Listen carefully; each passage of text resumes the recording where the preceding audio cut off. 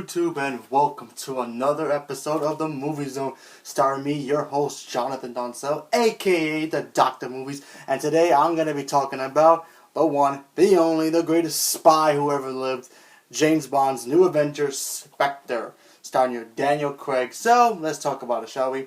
Alright, so before I start talking about Spectre, let me let you know that there's going to be a little spoiler of Skyfall here and there. So if you've never seen Skyfall, click this, save it, put it somewhere else, watch it later, because I'm going to be talking about a little bit of Skyfall to get into this one. So you've been warned, ready, set, okay. So in the beginning of Skyfall, you find out that James Bond, Daniel Craig, there's somebody in his past trying to go after him and his organization and trying to take it down from the inside. He eventually finds out it's Bardem, excuse me for the pronunciation, aka 006, and then he stops him, and then now the agency is gone to heck. Now the British intelligence has decided that the Bond program should stop. No more till they do it. The government decides that they want to have a new system in place for the Royal Guard, basically. So Bond himself, Daniel Craig, has to go into this mission to find out more information on why the events happen from Skyfall to figure out what's going on here. Now, what this movie does lead into is he finds out about this organization called Spectre. It's led by an actor. I won't tell you who he plays, but it's Christoph Waltz. He plays as the leader of the Spectre program or organization or like a club.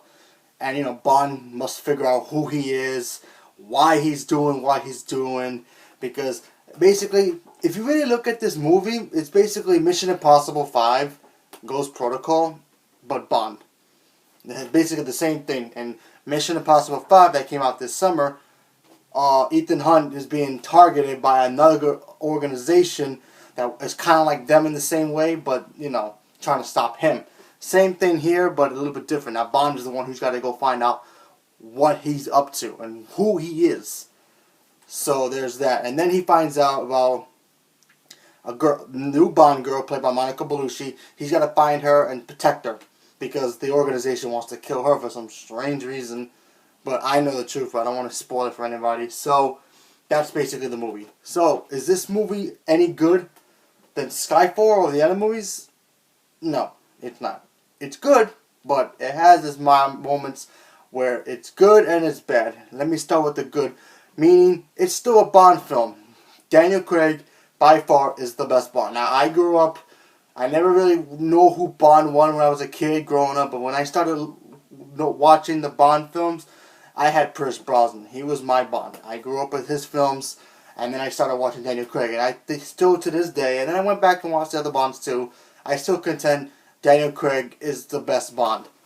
Then you have basically Sean Connery, who's number 2. In my opinion, but everybody has their own opinion of who's their favorite Bond. So, in this movie, it kind of feels like Daniel Craig is kind of done with the Bond franchise because he looked like he wasn't having too much fun with it.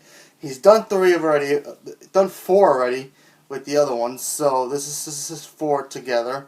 He's done the other 3, so I don't know. It looked like his face expressions throughout the movie felt like he was just doing it just to get it over with, you know what I mean? I think he just wants to be ending playing Bond, but Sony, if you don't know, Sony has the rights to the Bond franchise, and if they lose the franchise, another studio picks it up. Now, that could mean 2 things. One, another studio who picks it up, let's say Fox. If Fox picks it up, they can decide to make another one with Daniel Craig. He'll probably have to do it. They're probably going to keep his original contract because he still has one more Bond movie left to do. He's on contract for one more. That's if he goes to the studio and they decide to do it with him. Or they can just reboot Bond again and get a new person to play him. Maybe a girl? Who knows? Or Sony will get the rights, continue with the rights, and he'll make one more. But I just felt like he didn't really have fun with this one. I mean, if you look at Spectre, and then you look at Skyfall, totally different personality between him playing Bond then and now. And in Skyfall, it looked like he was having fun. Even in Quantum of Solace, it looked like he was having fun. A lot of people don't like Quantum of Solace, but it's okay too.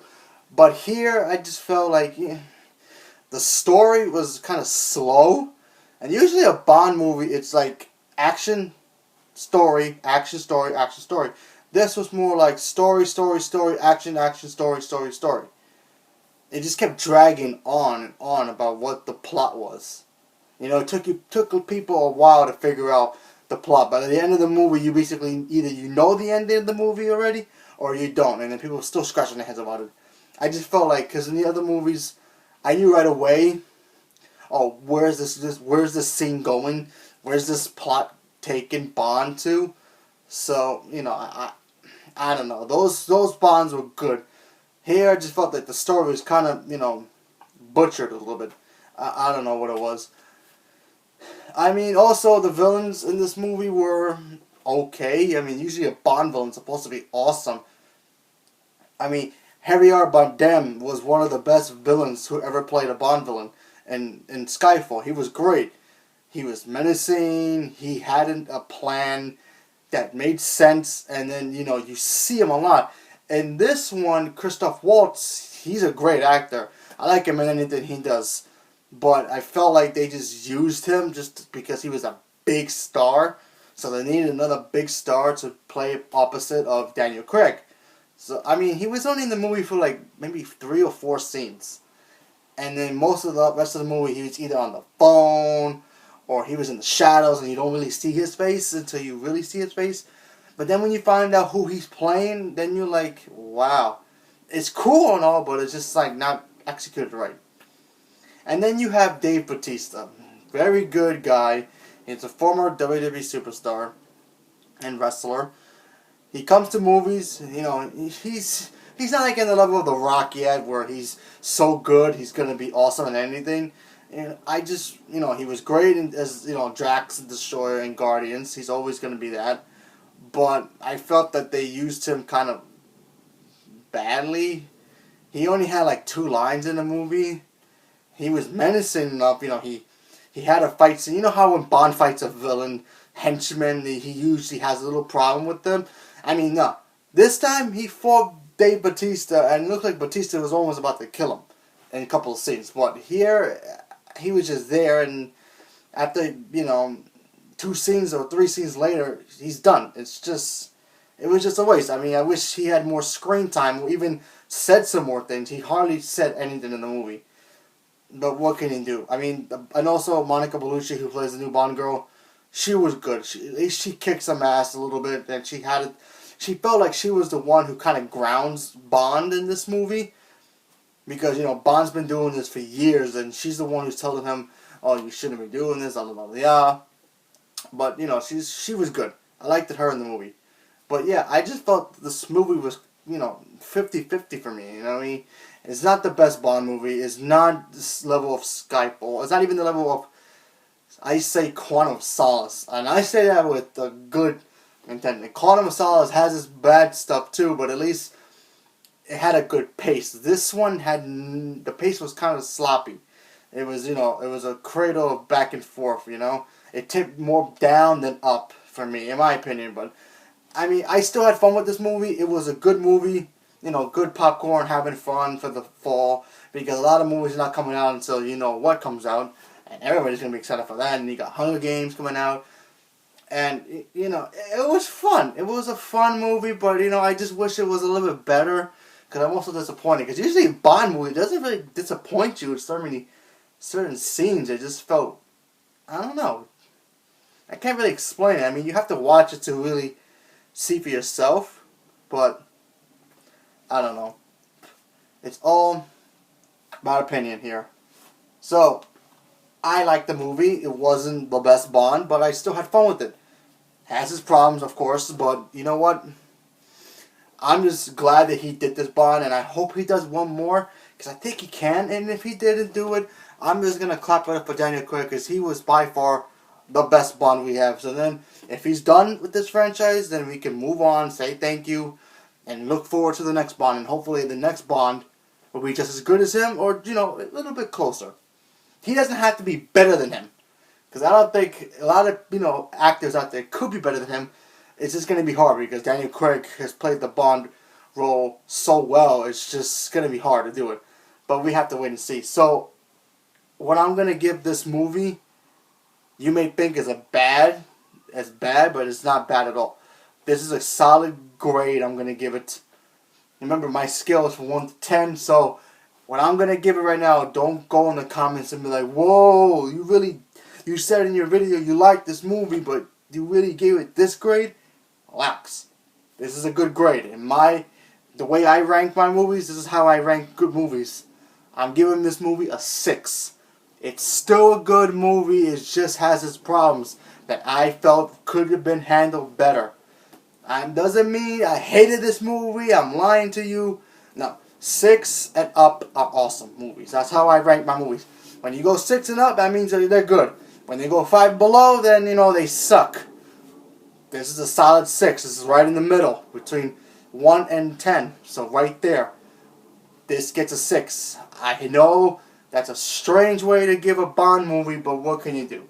Not all movies deserve 10s and 9s and 5s. And this movie wasn't bad at all. It had problems. That's all it did. But what movie is perfect? There is no movie that's perfect. Maybe Star Wars, but that's a different story. But honestly, that's my honest opinion. I have to give it a 6 because it had great dialogue, it had great characters, great, Daniel Craig was great in it, but it did have its flaws. Some of the acting was, villain was whatever, dialogue here and there were kind of, the pacing of the movie was very on and off. So I just have to give it a 6. I enjoyed it. It was fun to watch. I'll probably watch it again. Probably get the Blu-ray, whatever, just to complete the Daniel Craig collection, because we honestly don't know right now if this is his last Bond movie, so we just got to wait and see what happens. But yeah, so I want you to let me know, what did you think? Do you like the Daniel Craig Bond movies? Have you seen any of them? Do you want to see this movie after just hear me talk about it, or you're gonna just skip it and wait for the next Bond trilogy franchise to start over again? Because we'll keep, as long as the Earth continues to rotate, we're going to keep getting Bond movies. As long as the studio wants to make more. And, no matter what. Bond is Bond because it's a franchise that everybody knows. Everybody's going to go see it no matter what. Everybody's going to have their opinions on which is the best Bond, who's the best Bond. And now we just got to look forward to who's going to be the next Bond. If Daniel Craig decides to be done with it. So, let me know in the comments right down below. And, of course, stay tuned for my next videos because I'm going to have more. I will be doing videos for the Star Wars franchise before we get too close to Star Wars Episode 7. So stay tuned for those. They're going to be coming soon. I'm going to be start talking about them very soon. Thank you very much and have a good day. And always, the Doctor's in and out. And thank you for watching the Movie Zone with me, your host, Jonathan, aka the Doctor Movies. And we'll see you next time. So, till then, thank you.